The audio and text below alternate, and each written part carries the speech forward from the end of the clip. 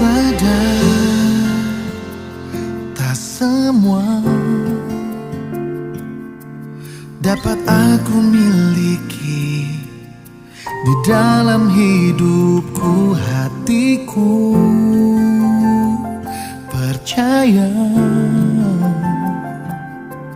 rancanganmu bagiku adalah yang terbaik. Walau ku tak dapat melihat semua rencanamu, Tuhan, namun hatiku tetap memandang padamu. Kau tuntun langkahku.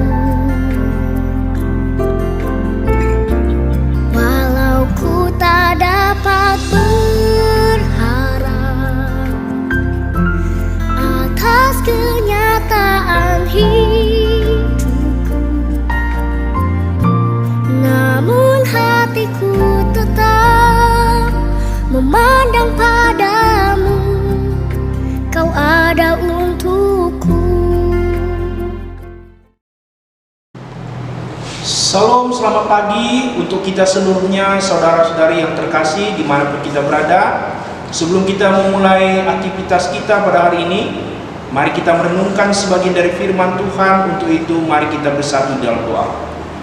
Bapa surga, kami sungguh bersyukur ya Tuhan untuk segala kasih dan kemurahan-Mu yang tetap senantiasa menyertai dan menemani kehidupan kami. Tuhan, pada saat ini kami sungguh rindu mendengarkan kebenaran firman-Mu. Kiranya Roh Kudus Tuhan yang menuntun kami untuk kami boleh mengerti apa yang menjadi kehendak-Mu bagi kami pribadi lepas pribadi. Berfirmanlah Tuhan, sebab kami datang di dalam nama anak-Mu Yesus Kristus Tuhan dan Juru Selamat kami yang hidup. Amin. Bapak Ibu Saudara yang kasih Tuhan, firman Tuhan yang menjadi sapaan teduh kita pada hari ini terambil dari kitab Yesaya 53 ayat 4. Kitab Yesaya 53 ayat yang 4, demikianlah firman Tuhan. Tetapi sesungguhnya penyakit kitalah yang ditanggungnya dan kesengsaraan kita yang dipikulnya. Padahal kita mengira dia kena tulah, dipukul dan ditindas Allah. Bapak Ibu Saudara yang kasih Tuhan, suatu malam seorang bapak bermimpi tentang penderitaan Yesus.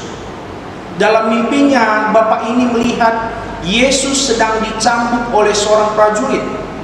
Bapak itu merasa sedih menyaksikan kekejaman dan siksaan yang dialami oleh Yesus. Ketika cambuk menghajar punggung Yesus, bapak itu merasa perih, hatinya sakit saat cambuk menghantam tubuhnya. Dalam mimpinya ia melihat tubuh Yesus sudah penuh dengan luka dan bengkak, banyak darah yang mengalir. Bapak ini tidak bisa tahan lagi. Ketika prajurit itu mengangkat tangannya untuk mencambuk Yesus kembali, bapak itu pun berteriak marah dan maju untuk menghentikan si prajurit. Saat itulah prajurit itu menoleh, dan betapa terkejutnya si bapak itu karena wajah si prajurit tak lain adalah dirinya sendiri. Saudaraku yang terkasih dalam Yesus Kristus, pemberontakan kitalah yang menyebabkan Yesus dicambuk. Kejahatan kitalah yang membuat Yesus ditikam. Dosa-dosa kitalah yang memaku Yesus di kayu salib. Yesus menjadi martir, pengganti yang menggantikan kita. Ia menderita, disiksa, dihina, dan direndahkan.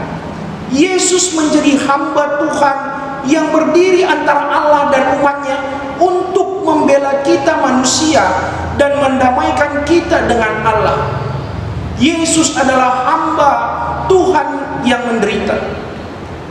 Tema renungan kita pada sapaan teduh kita hari ini, hamba Tuhan yang menderita.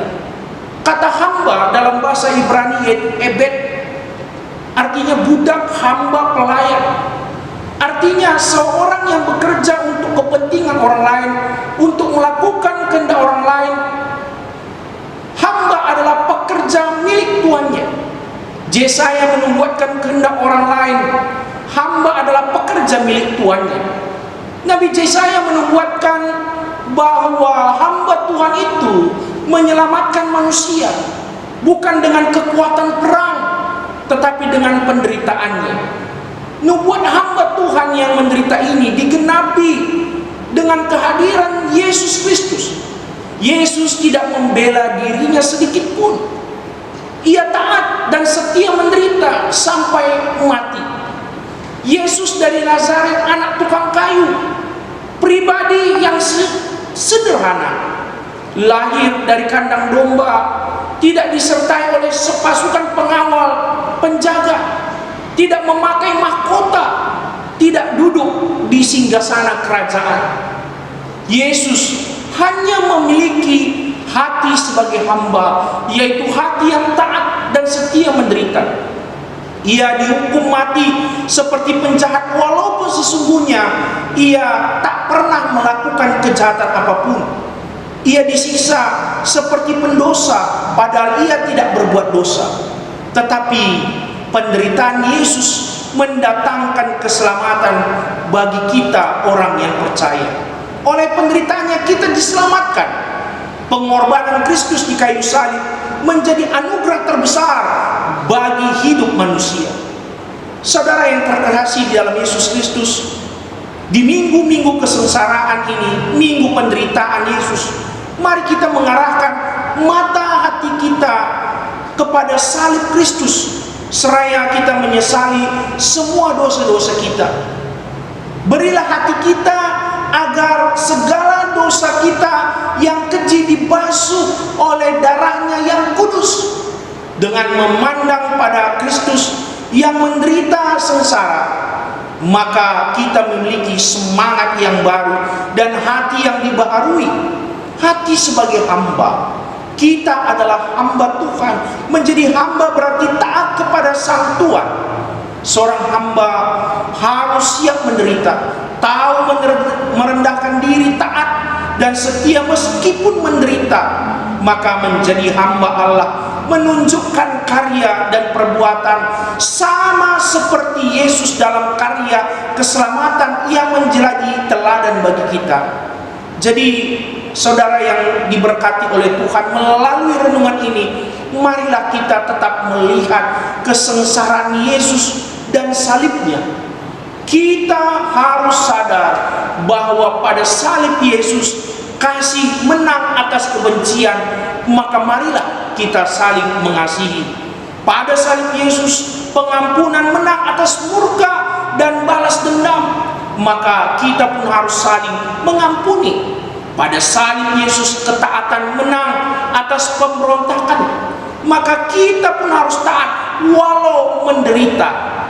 Pada salib Yesus kerelaan menang atas keegoisan, maka kita harus menjadi pribadi-pribadi yang rela berbagi, rela bertolong-menolong untuk kebaikan. Pada salib Yesus kekudusan menang atas dosa, maka kita pun berkomitmen untuk hidup dalam kekudusan. Biarlah salib Yesus merubah hidup kita yang menjadi berkat bagi semua ciptaan. Dengan hati dan iman yang terarah kepada Tuhan, marilah kita menghayati kesengsaraan penderitaan Yesus. Darah Yesus menyucikan hidup kita, dan pengorbanannya yang begitu sempurna menjadi gaya hidup kita seluruhnya yang percaya kepadanya. Demikianlah firman Tuhan. Tuhan memberkati. Mari kita bersatu dalam doa. Bapa dalam surga, kami sungguh bersyukur ya Tuhan untuk kebenaran firman-Mu Bapa yang boleh kami renungkan pada saat ini. Melalui kebenaran firman-Mu ini Bapa, kami diingatkan bagaimana kesengsaraan penderitaan yang dijalani oleh Yesus. Begitu setia dan taatnya Dia dalam melakukan kehendak Bapa. Oleh karena itu Bapa, di tengah-tengah kehidupan kami di dunia ini, begitu banyak pergumulan, penderitaan, kesengsaraan yang kami hadapi. Oleh karena itu Bapa, kami diingatkan untuk tetap kami setia, percaya kepada pertolongan Tuhan saja. Bapa surga, kami juga berdoa ya Tuhan, mungkin pada saat ini Bapa ada anak-anak Tuhan yang dalam keadaan sakit, penyakit, berbagai pergumulan di dalam kehidupannya. Biarlah tangan pengasihan Tuhan yang menjamah, sehingga sakit penyakitnya itu Bapa boleh Tuhan sembuhkan Bapa. Dan juga kami berdoa ya Tuhan, untuk secara khusus dari GBKP Rumbun Balikpapan, kiranya Tuhan memberkati GBKP Rumbun Balikpapan ini ya Tuhan, di dalam seluruh program kerjanya Bapak, agar dapat memajukan GBKP Rumbun Balikpapan, seluruh pendeta dan juga untuk serayan Tuhan, khususnya untuk Rumbun Balikpapan, Pertua Diaken. Tuhan memberkati Bapak, supaya mereka tetap boleh bersinergi di dalam melayani Tuhan Bapak, sehingga dapat bertumbuh dan berbuah jemaat Tuhan di GBKP Rumbun Balikpapan. Bapa surga, kami juga berdoa ya Tuhan untuk pos PI Penajam, kiranya Tuhan memberkati Bapak, agar pos PI Penajam ini juga Tuhan dapat bertumbuh dengan baik Bapak, sehingga GBKP di pos PI Penajam ini ya Tuhan dapat berkembang Bapak, sehingga lebih banyak jiwa-jiwa yang terberkati melalui adanya pos PI Penajam ini ya Tuhan. Bapak surga, kami berdoa ya Tuhan untuk GBKP Klasis Jakarta Kalimantan ini Bapak, Tuhan memberkati agar tetap dapat dipakai menjadi saluran firman Tuhan, agar benar-benar firman Tuhan ini dapat bertumbuh dan berbuah melalui pelayanan GBKP Klasis Jakarta Kalimantan Bapak. Tuhan, ini doa kami Bapak, ampunkan segala dosa peran kami ya Tuhan, sebab kami datang di dalam nama anakmu Yesus Kristus yang sudah mengajar kami doa Bapa kami, kita ucapkan bersama-sama. Bapa kami yang di surga, dikuduskanlah namamu, datanglah kerajaanmu, jadilah kehendakmu di bumi seperti surga. Berikanlah kami pada hari ini makan kami secukupnya, dan ampunilah kami akan kesalahan kami, seperti kami juga mengampuni orang bersalah pada kami. Dan jangan bawa kami ke dalam pencobaan, tetapi lepaskanlah kami daripada yang jahat, karena Engkau yang punya kerajaan dan kuasa dan kemuliaan sampai selama-lamanya. Amin. Tuhan memberkati kita sekalian dimanapun kita berada.